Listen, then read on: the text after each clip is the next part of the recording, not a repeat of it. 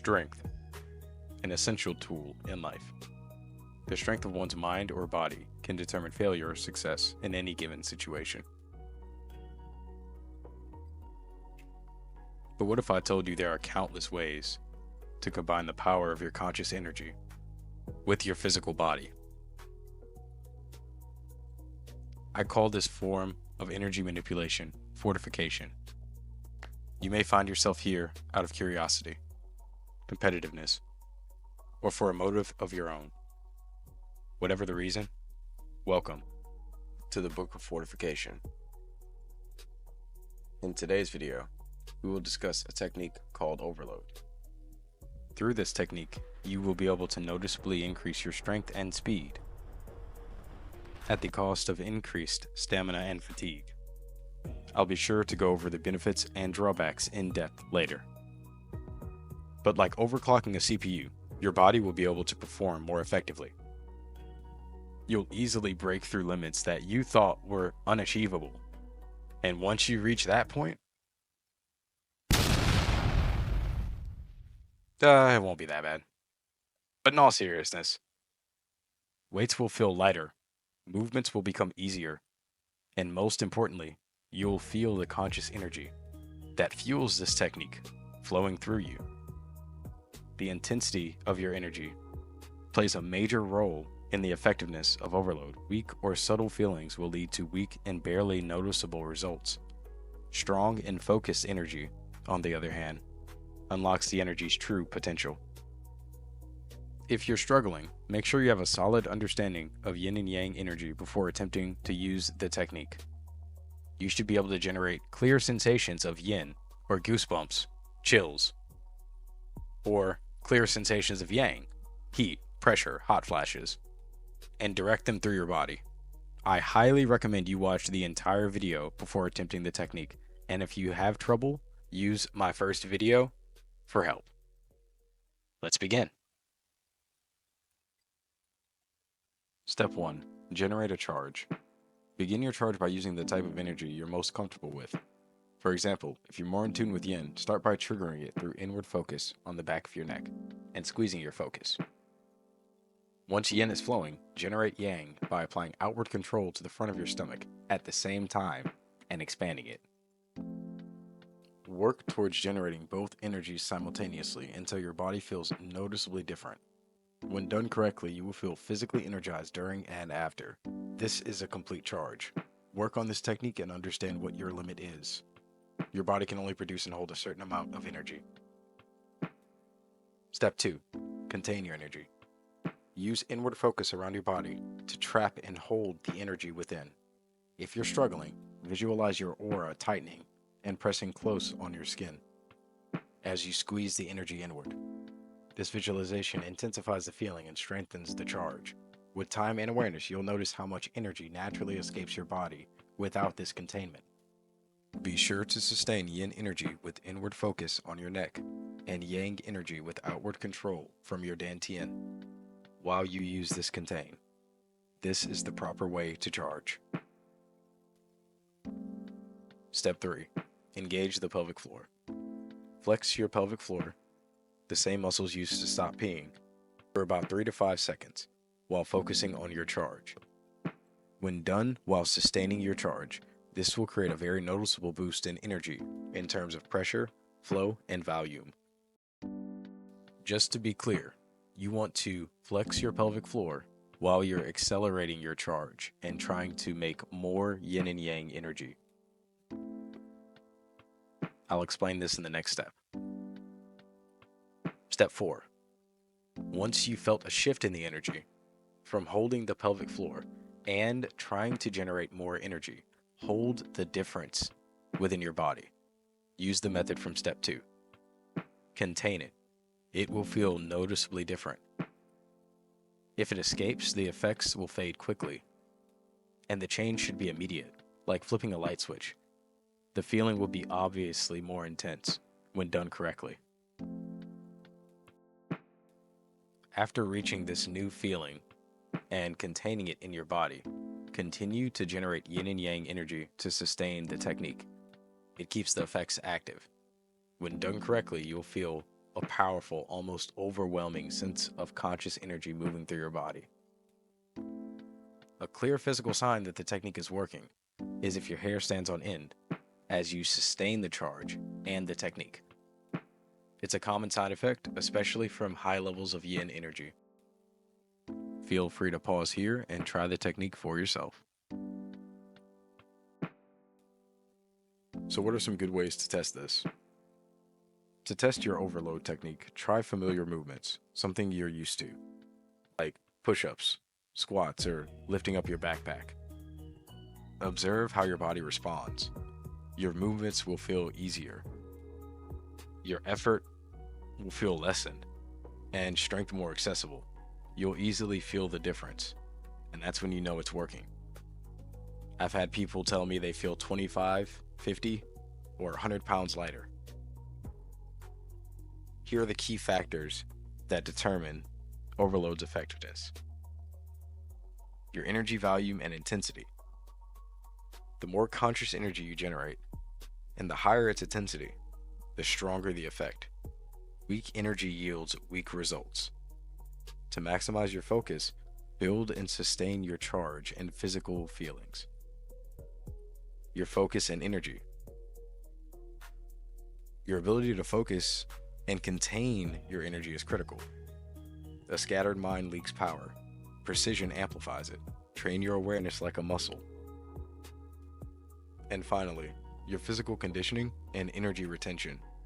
Your physical body is a vessel. The stronger and more resilient it is, the more energy it can store, circulate, and release. But a conditioned body not only performs better, it also handles the fatigue that comes with fortification techniques like overload more effectively. And how does this really work?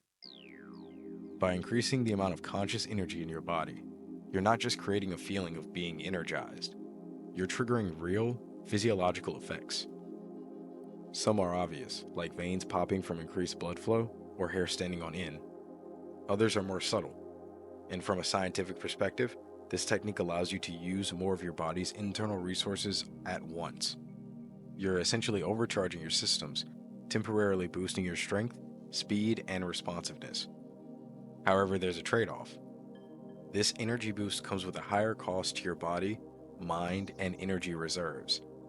You'll fatigue faster, and the strain can be intense after use if you're not prepared to sustain it. Here's a realistic example. Let's say you have the physical strength to do 20 push-ups. If you can sustain overload for the full set, those 20 reps will feel much easier, and you'll easily pass your max.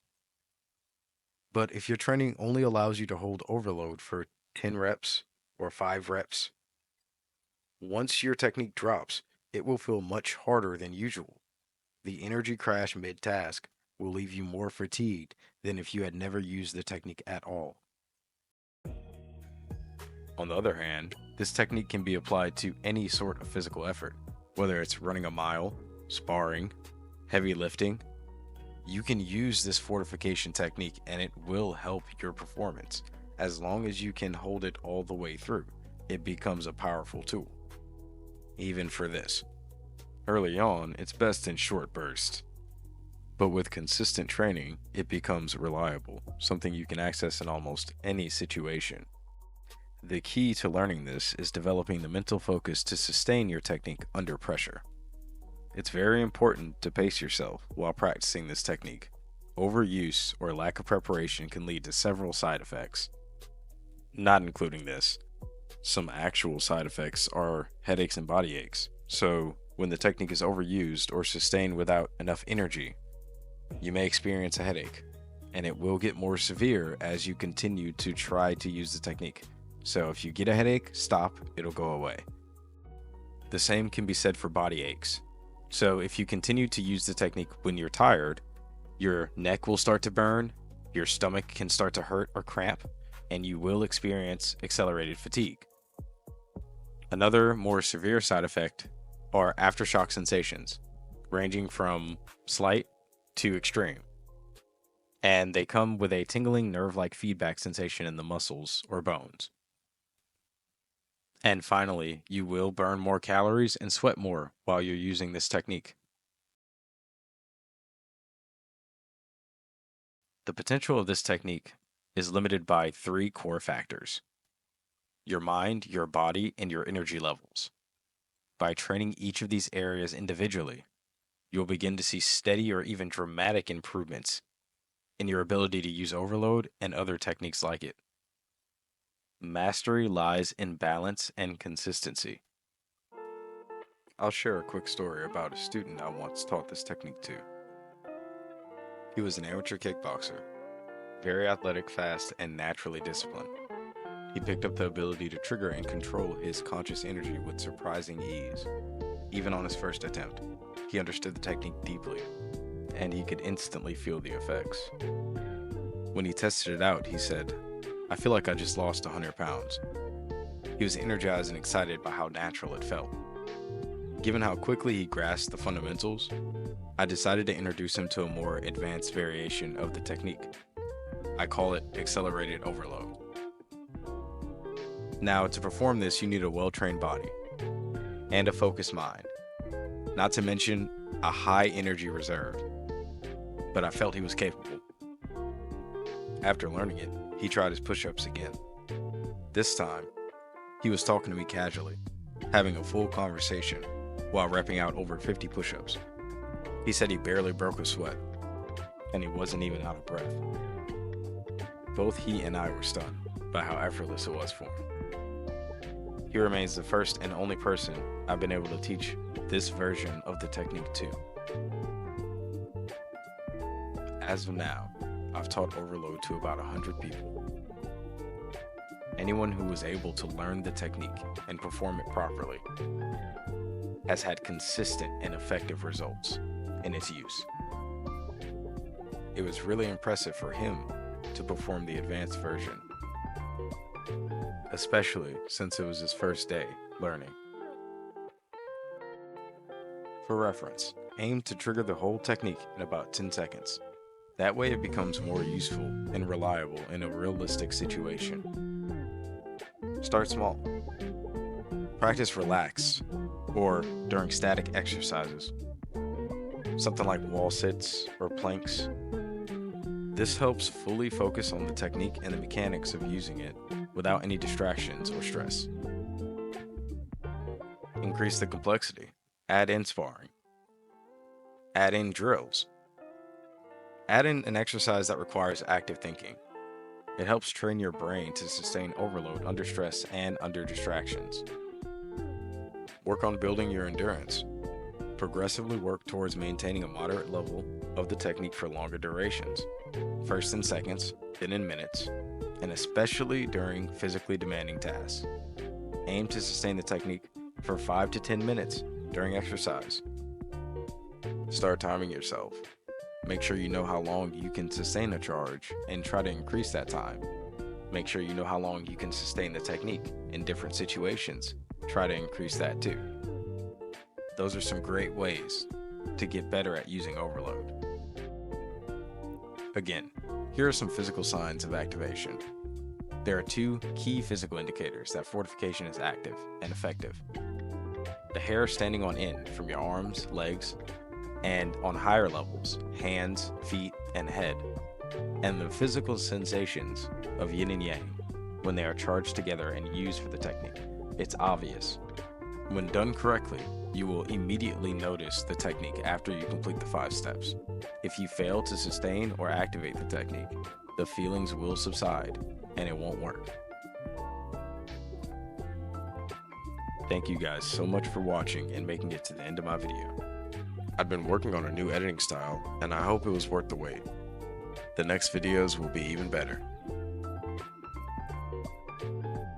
For more information on this technique and others like it, check out my Patreon.